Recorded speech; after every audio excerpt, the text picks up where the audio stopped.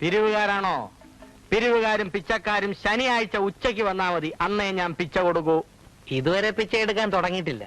പക്ഷെ മുതലാളി കനിഞ്ഞില്ലെങ്കിൽ അധികം താമസിയാതെ അതും തുടങ്ങേണ്ടി വരും. 1, 2, 3 ടോട്ടൽ 3 ഫാമിലീസ്.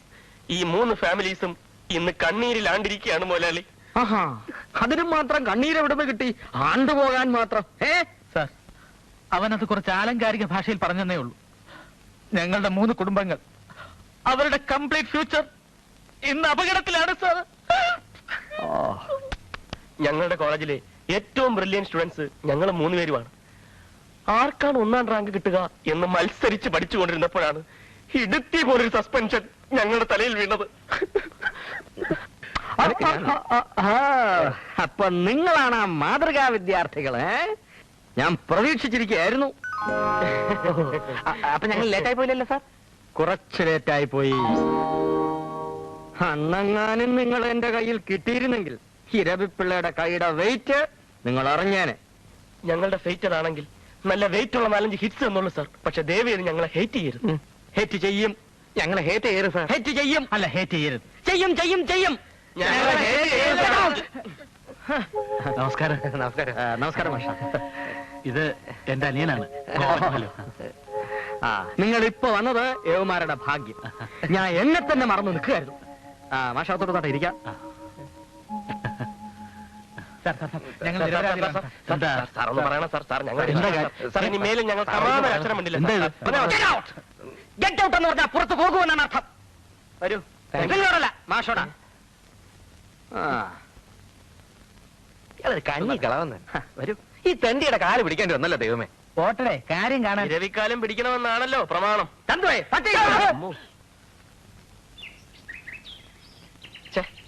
സേതു വീട്ടിലുള്ളപ്പോ ചെന്നാ മതിയായിരുന്നു. എങ്കിൽ ചീത്തവിളി അവളുടെ മുമ്പ് വെച്ചാകുമായിരുന്നു. ആ പെരട്ട കിളവന്റെ മുമ്പിൽ വെച്ച് ആ പെണ്ണിനോട് ചോദിക്കാമായിരുന്നല്ലോ. ഒന്ന് ഭീഷണിപ്പെടുത്തി നോക്കാമായിരുന്നു.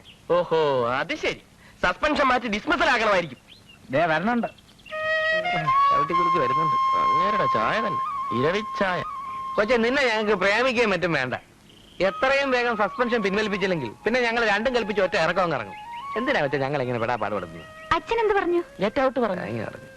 ആദ്യം കാണുമ്പോഴുള്ളൊരു ദേഷ്യമുള്ളൂ. ഒരിക്കൽ കൂടി കണ്ട കാര്യം ശരിയാവുമെന്നാ തോന്നുന്നത്. ഞാൻ അച്ഛനോട് ഒന്നുകൂടെ പറഞ്ഞു നോക്കാം. അതാ നല്ലത്. അല്ലെ സേതുവിനും അതൊരു ബുദ്ധിമുട്ടായിരിക്കും. പറഞ്ഞില്ലെന്ന് വേണ്ട. അമ്മേ, അമ്മേ, ഇത്തിരി കാപ്പി താമേ. എന്താമ്മേ, കാപ്പി റെഡിയായില്ലേ? പൂവ് ആ ഫ്ലാസ്കിലിരിപ്പുണ്ട്.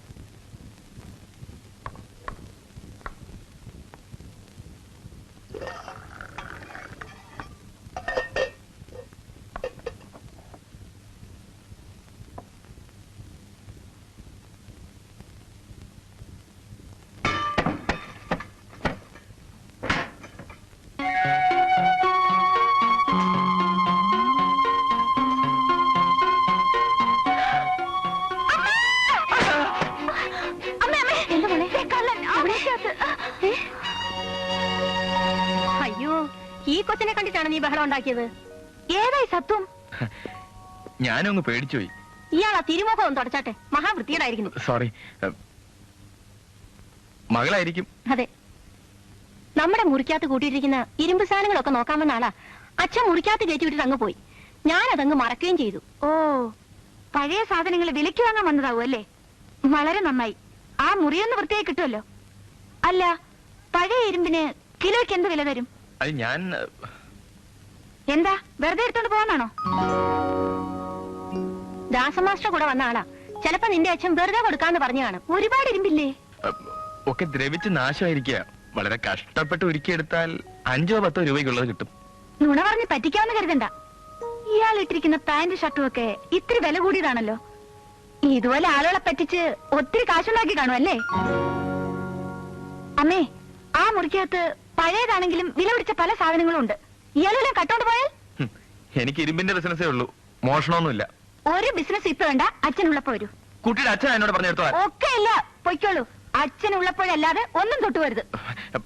തന്നോട് പോവാനല്ലേ പറഞ്ഞത്? ഇതാ തരാൻ തരാം. എവിടെ കിടന്നത്? ഓരോ ശല്യങ്ങളൊന്ന് കയറിക്കൊള്ളും. അമ്മയ്ക്കൊന്ന് പറഞ്ഞൂടെ? ഞാൻ എന്ത് പറയാനാ? നിന്റെ അച്ഛന്റെ സ്വഭാവം നിനക്കറിയില്ലേ? ഓ, ഇരുമ്പ് വെച്ചോടക്കാരനോ? എവിടെ ആകെ കൊളവാക്കിയല്ലോടി കാർത്തി. അത് ദാസൻ മാസ്റ്റർ അനിയനാ, 2 എം എ എടുത്ത ആളാ, ഡബിൾ എം എ, ബഹുമിടുക്കൻ. വാസ്തുകലകളെ കുറിച്ച് ചില ഗവേഷണങ്ങൾ നടത്തിക്കൊണ്ടിരിക്കുകയാണെന്നും പഴയ ചില താളിയോല ഗ്രന്ഥങ്ങളോ നാണയങ്ങളോ കിട്ടിയാൽ നന്നായിരിക്കുമെന്നും എന്നോട് പറഞ്ഞപ്പോ ആയിക്കോളൂ എന്ന് ഞാനും പറഞ്ഞു. ആണോ? എന്നിട്ട് അയാൾ എന്നോട് പറഞ്ഞല്ലോ പഴയ ഒരു ഇരുമ്പ് കച്ചവടക്കാരനാണെന്ന്. വെറും ആക്രി. മാക്രി. നീ അങ്ങനെ ധരിച്ച സ്ഥിതിക്ക് ഇനി നിന്നെ തിരുത്തിയോണ്ട് വലിയ പ്രയോജനമില്ലെന്ന് അയാൾ കരുതി കാണും. ചേച്ചേ, ഞാൻ ഒരുപാട് വഴക്കും പറഞ്ഞു. വഴക്കും പറഞ്ഞോ? നിന്റെ തള്ളയുടെ ബുദ്ധി തന്നെയാണല്ലോ ദൈവം നിനക്കും തന്നിരിക്കുന്ന കഴുത ബുദ്ധി. എന്റെ വായിന്നൊന്നും കേൾക്കരുത്. ഈ വാ കൊണ്ടൊന്നും ഒച്ചത്തി പറയാൻ വേണ്ട. ഇനി താഴെ പോരും. വെപ്പ് വല്ലാണെന്ന കാര്യം ഓർമ്മ വേണം. എന്റെ മൂദേവി കിളി വരുന്നുണ്ട്. അൽ ദമാമിന്ന് ഒരു ജോഡി സ്വർണപ്പല്ല്, 5 പവൻ വായിക്കകത്ത്.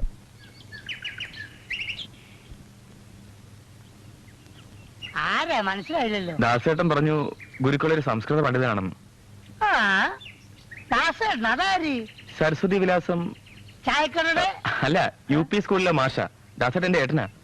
ഇരവിരാമപിള്ളയുടെ പഴയ വീട്ടിൽ ഇപ്പൊ താമസിക്കുന്ന. ഓ, നമ്മളെ ദാസൻ മാസ്റ്റർ ആ. അനുജനാണോ? അപ്പൊ ഇങ്ങോട്ട് കയറിയട്ടെ, ഇങ്ങോട്ട് കയറിയട്ടെ. ഇവിടെ വരിക. അല്ല, ഇവിടെ അങ്ങോട്ട് കയറുക. ഇവിടെ വരിക, ഇവിടെ വരിക. വേഗം പോയി ചിക്കനായിട്ട് വരിക. ഒട്ടും താമസിക്കില്ല, ഞാൻ ഇവിടെ തന്നെ ഉണ്ടാവും. വേഗം വരിക. എനിക്കിരിക്കുക. നല്ല അനുസരണോ. എന്താ സംസ്കൃതം പഠിക്കണമെന്ന് ഉദ്ദേശം? അല്ലല്ല, എനിക്ക് ഒരു ചെമ്പ് തകട് കിട്ടിയിട്ടുണ്ട്. ഓ, അതിൽ സംസ്കൃതത്തിൽ എന്തൊക്കെ എഴുതിയിട്ടുണ്ട്. ഓ, പുതുശ്ശേരി തറവാടിന്റെ കാലനിർണയത്തിന് സഹായിക്കുന്ന വല്ല തെളിവുകളും കിട്ടുമോന്ന് അറിയാനാണ്. ഓ,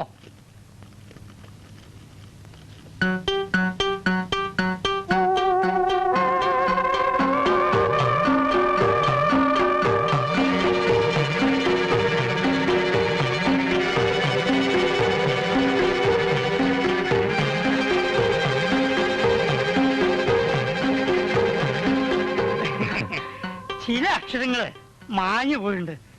അതുകൊണ്ട് ആശയങ്ങൾ വെക്കുന്നതല്ല. ഞാനൊരു കാര്യം ചെയ്യാം. ഈ ഇടത്തും വലത്തുള്ള അക്ഷരങ്ങൾ വെച്ചുകൊണ്ട് ഇടയിൽ മാഞ്ഞു പോയിട്ടുള്ള അക്ഷരം ഏതാ ഞാൻ ഗണിച്ചു നോക്കാം. അതിന് കുറച്ച് സമയമെടുക്കും. നാളെയോ മറ്റന്നാളോ ഇതുവഴി വരുമ്പോ ഞാൻ ശരിപ്പെടുത്തി തരാം. എന്നാ ഇറങ്ങിക്കോളൂ, ഇറങ്ങിക്കോളൂ.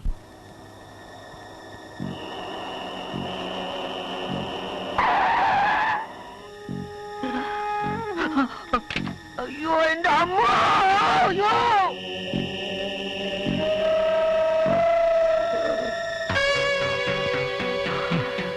താനായിരുന്നോ?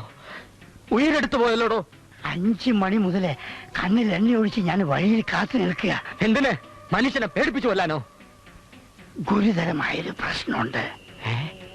എന്നാ താനും കയറി ഇരിക്ക. എനിക്കിപ്പോ ഒരിടത്ത് ഇരിപ്പുറച്ചില്ല. പ്രദേശം കൊണ്ട് അറിയാട്ടെ. എന്തുവാടോ? പറയാം. പക്ഷേ എന്തു പക്ഷേ? എന്നെ പിള്ളേച്ചൻ തെറ്റിദ്ധരിക്കരുത്. ഇല്ല. പിള്ളേച്ചന് സ്വപ്നം കാണാൻ പറ്റാത്തൊരു സൂത്രം കൈവരാൻ പോവുകയാണ്. എന്തുവാടോ താനീ പറയുന്നേ? വിശദമായി പറയുന്നതിന് മുമ്പ് പിള്ളേച്ചൻ എനിക്ക് ഉറപ്പ് തരണം. എന്തുറപ്പ്? കിട്ടുന്നതിൽ പാതി. എന്താണെന്നറിയാതെ? എന്തായാലും ശരി. പോരാ, ആണയിടണം. എന്റെ ഒറ്റ മകളാണ് സത്യം. കിട്ടുന്നത് പാതി. ദാസൻ മാസ്റ്റർക്ക് പിള്ളേച്ചൻ വിറ്റ് കഴിഞ്ഞ പുതുശ്ശേരി തറവാട്ടിലെ നടുമുറ്റത്തുള്ള കുളത്തിൽ വിലമതിക്കാനാവാത്ത വിധം വിലയുള്ള ഒരു നിധി കുംഭം അടക്കം ചെയ്തിട്ടുണ്ട്. പരദൈവങ്ങളാണ് സത്യം.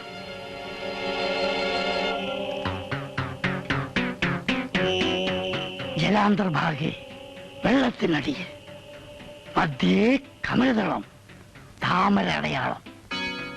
മുക്കോ ത്രയങ്കുലം കുഴിച്ചു ചെന്നാൽ സൂര്യപ്രഭോ നിധികുംഭ. സൂര്യനെ പോലെ വെട്ടിത്തിളങ്ങുന്ന നിധികുംഭം.